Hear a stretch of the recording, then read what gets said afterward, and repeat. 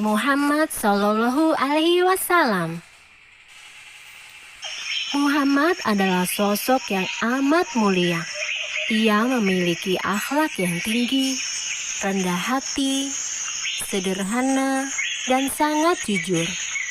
Karena kejujurannya ini, ia dijuluki Al-Amin, yang artinya dapat dipercaya. Suatu hari, Abu Thalib, paman Muhammad, mendatangi seorang pedagang wanita yang sangat kaya raya. Pedagang itu adalah Khadijah.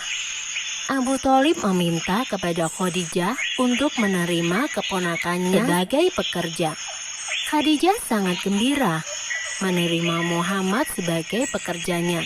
Meskipun bayaran Muhammad lebih mahal, Khadijah menyetujui permintaan Abu Thalib. Saat itu, Muhammad mendapat 4 ekor anak unta sebagai bayaran, sedangkan pekerja yang lain hanya mendapat 2 ekor anak unta sebagai bayarannya.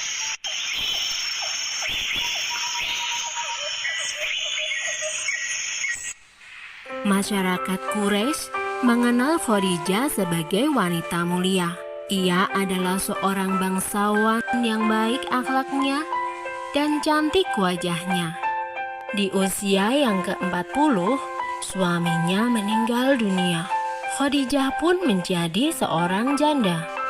Khadijah merasa sangat tertarik pada Muhammad, bukan hanya karena Muhammad pandai berdagang, namun juga karena akhlak Muhammad yang sangat tinggi.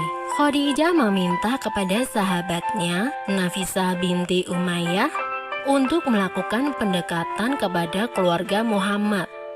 Setelah dicapai kesepakatan, Muhammad dan Khadijah pun melangsungkan pernikahan. Saat itu, Muhammad berusia 25 tahun. Kehidupan mereka sangat bahagia, dan perdagangan mereka pun semakin maju. Sekitar 10 tahun setelah Muhammad menikah, terjadi banjir besar yang melanda Mekah. Banjir itu menggerus dan merusak dinding Ka'bah. Kaum Quraisy pun bergotong royong untuk memperbaiki Ka'bah. Namun, saat hendak mengangkat Hajar Aswad dan meletakkannya ke tempat semula, para pemimpin Quraisy terlibat dalam pertengkaran.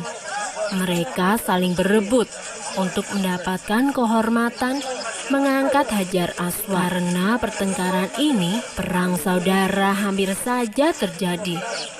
Para pemimpin saling bersekutu dan bersiap untuk perang. Abu Umayyah bin Al-Mughirah, salah satu orang terpandang di Quraisy, berkata bahwa urusan Hajar Aswad ini akan diserahkan kepada orang yang pertama kali memasuki pintu Shafa esok hari. Dan Allah menentukan bahwa Muhammadlah orangnya. Sungguh mudah bagi Muhammad menyelesaikan masalah itu. Ia membentangkan selembar kain dan meletakkan Hajar Aswad di tengah-tengahnya. Kemudian, ia meminta kepada para pemimpin Quraisy untuk memegang tepi-tepi kain tersebut. Dan bersama-sama mereka mengangkat Hajar Aswad dan mengembalikannya ke posisi semula. Masalah pun terselesaikan dengan damai, dan Muhammad pun semakin dihormati.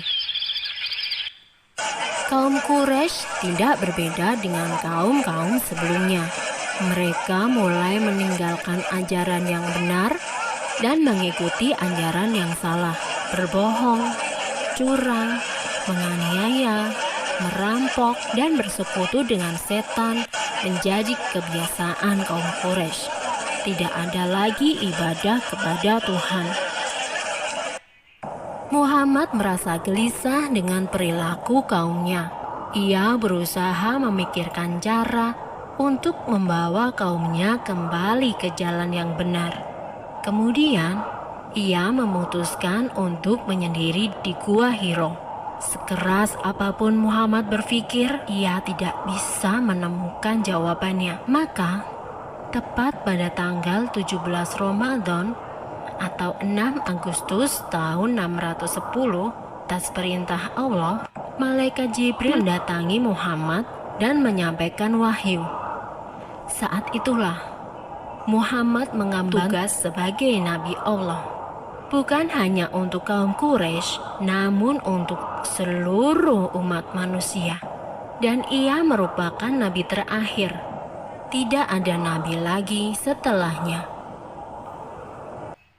Dakwah pertama yang diemban oleh Nabi Muhammad dilakukan secara sembunyi-sembunyi, dimulai dari keluarga dan sahabat-sahabat terdekatnya, yaitu Khadijah, Ali bin Abi Thalib, dan Zaid bin Haritsah. Setelah itu, orang dari luar keluarga Nabi Muhammad memeluk Islam. Mereka adalah Abu Bakar, Utsman bin Affan, Zubair bin Awam, Said bin Abi Waqqas, Abu Rahman bin Auf, Tolhah bin Ubaidillah, dan masih banyak lainnya. Mereka adalah golongan orang yang pertama kali masuk Islam, dan mereka disebut As-Sabiqunal Awwalun. Selama 3 tahun berdakwah sembunyi-sembunyi, pengikut Nabi Muhammad terus bertambah. Selama itu pula, kaum Quraisy tidak begitu peduli pada gerakan Nabi Muhammad. Namun, ketika akhirnya Nabi Muhammad mulai berdakwah secara terbuka, para kaum Quraisy mulai bangkit untuk melawan Nabi Muhammad. Apalagi dakwah Nabi yang paling keras adalah ajakan untuk memeluk Islam dengan cara meninggalkan Tuhan berhala mereka.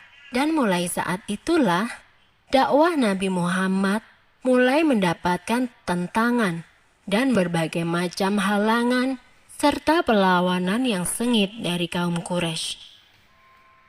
Selesai.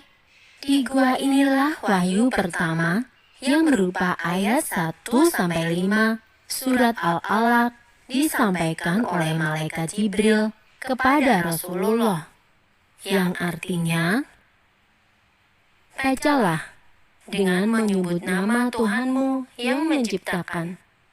Dia telah menciptakan manusia dari segumpal darah. Bacalah, dan Tuhanmu lah yang paling pemurah, yang mengajari manusia dengan perantaraan kalam atau pena. Dia mengajarkan kepada manusia apa yang tidak diketahuinya.